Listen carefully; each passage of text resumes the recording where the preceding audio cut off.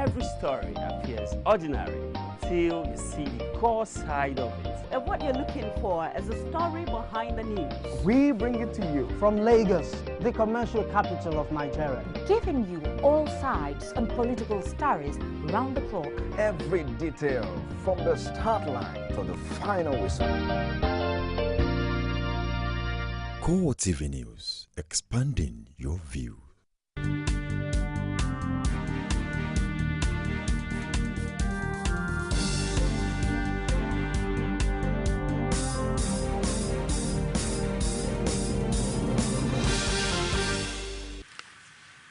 Hello there, this is CoreTV News on the Hour. I am Nifemi Oguntoye. President Goodluck Jonathan has declared a total war against terrorism as the country's security forces set up efforts to rescue more than 200 schoolgirls kidnapped by the deadly terrorist sect Boko Haram 45 days ago. Jonathan says he's committed to protecting the nation's democracy, unity and stability in an address marking 15 years since the return to civilian rule in Africa's most populous country and the largest economy. I'm determined to protect our democracy, our national unity and our political stability by waging a total war against terrorism. The unity and stability of our country and the protection of lives and property are non-negotiable. I've instructed our security forces to launch a full-scale operation to put an end to the impunity of terrorists on our soil. The war against terror may be difficult, but the days of peace will come again. Terror is evil. Nowhere in history has evil endured forever. The menace of Boko Haram will surely come to an end. I believe that because of your prayers, your courage, hard work, faith, and sacrifice will ultimately prevail over the terrorists and all other evil forces. While the Nigerian authorities are set to offer amnesty to Boko Haram members, Minister for Youth Development Boni Haruno gave this indication during a special event to mark this year's Democracy Day. He revealed that President Jonathan has already approved a series of integration for insurgents who are prepared to lay down their weapons. The President Jonathan administration has also declared amnesty for members of the Boko Haram sect. Series of integration programs have been lined up for the members of this sect who will surrender their arms and embrace peace. Let me take this opportunity on behalf of the federal government to call on the members of the Boko Haram sect to embrace the government's gesture and key into the amnesty program. The spokesman of the nation's Department of State Security, Marilyn Oga, in an exclusive interview with CoreTV News, slammed some Nigerian politicians for being economical with the truth in the battle to bring an end to the insurgency in the country. Oga, speaking on the sideline of the 26th Annual Conference of African Public Relations Association in Mauritius, admonished the politicians to unite behind the Jonathan-led administration against Boko Haram. That terrorism was novel to the Nigerian society because, of course, you know that we are a carefree, free-minded, complacent people with all due apologies. We are people who enjoy our freedom. We are people who are free-spirited, you know, and all of a sudden, you know, a crime was creeping in and people still saw it as the responsibility of security forces and government. It wasn't all inclusive. People took themselves away from the crime scenes and only sat back to criticize and, you know, castigate security forces and government, but failing to realize that in civilized climes where terror, you know, is being fought, it took the collaboration of government, security forces, and the people to be able to ensure a free and safe society. For example, maybe a governor from a state that is not of the same political party with the president, instead of discussing security issues, will now begin to talk about failure of governance. And so you begin to wonder, that is all politics to me.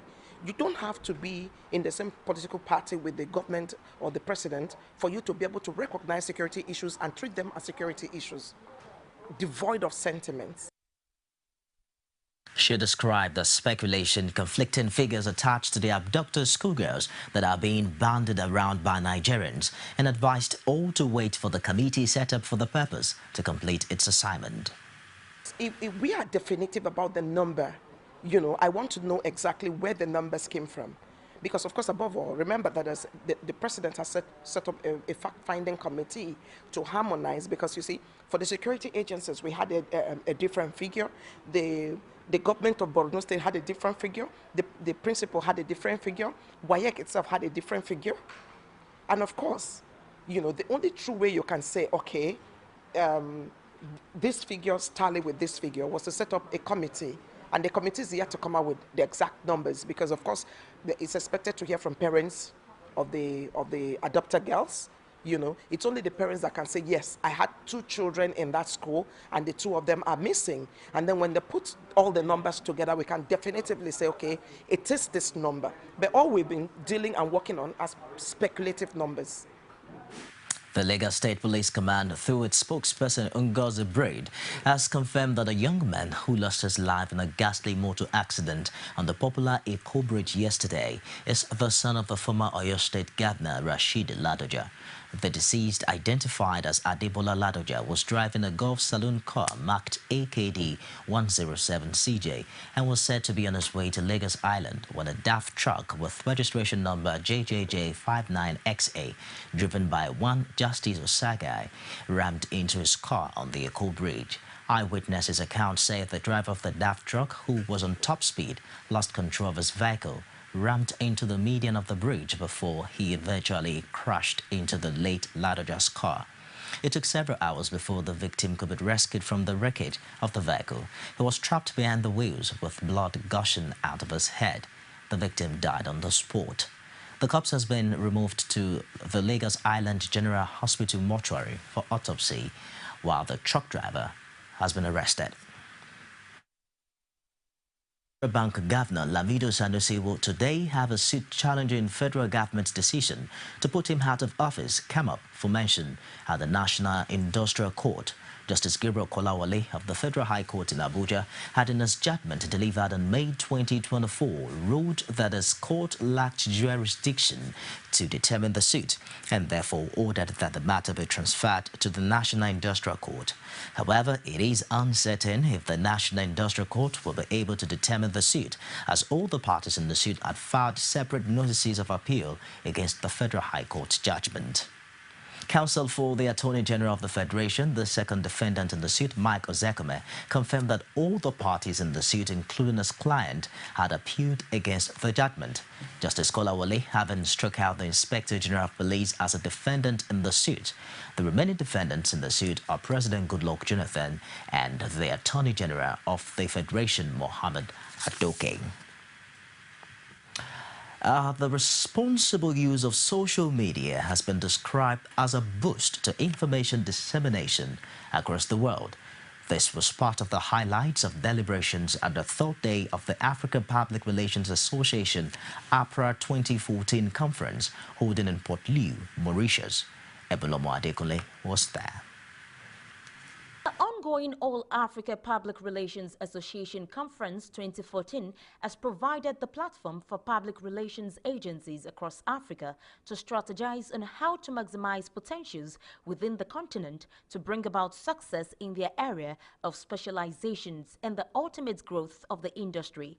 Speaking on the 2nd day theme of the conference, Digital Media, the Undisputable Future of Public Relations, Adekunle Ayeni, Chief Executive Officer for Black House Media Nigeria, and Loic Forget of La Sentinelle of Mauritius, says social media appears to be the fastest way to reach a larger audience across the globe and encouraged public relations practitioners to take advantage of its effectiveness to showcase their services. We need to understand that mobile is king. It's king today, it's king tomorrow. He will be king for a long time. We need to build advocates for our brands on this platform. Someone said something very, very fantastic here yesterday, that you don't even know if the people tweeting or speaking have a stake. They've probably been paid also. I can assure you that, for example, in Nigeria, in the social media space, there are camps and there are cliques. There are people who are in bed with some people, and you won't know.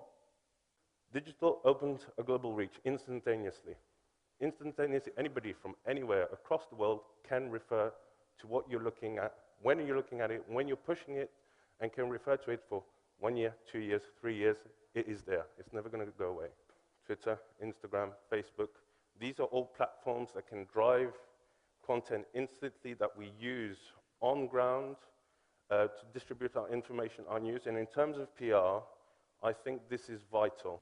The call from some quarters to have social media content regulated by government received heavy knocks from INE, who emphasizes that it will be of no use. There's nothing wrong with opposition using social media. Opposition is a good thing. We keep seeing it as a bad thing. Opposition helps a government in power to stay on its toes and make sure that they stay true to their manifesto, that they deliver what they need to deliver. Opposition is not supposed to be a detraction. It should be a reminder that, guys, you've not done this, you promised this, you promised that. So I've got nothing against opposition. A statement credited to Marilyn Oga, spokesman for the Department of State Security Service Nigeria, indicating that most media organizations in the country are owned by members of the opposition who use them to discredit government's programs, drew INE's ire, who argued that it is a good development. You cannot regulate the media. What needs to be done is people need to understand that you must say and do what you do within the confines of the law. Being on Twitter, being on Facebook, being on Instagram, being on LinkedIn is not an excuse to break the laws of Nigeria. If the president just gives a speech and I'm not impressed, then I'm free to say it without crossing the lines.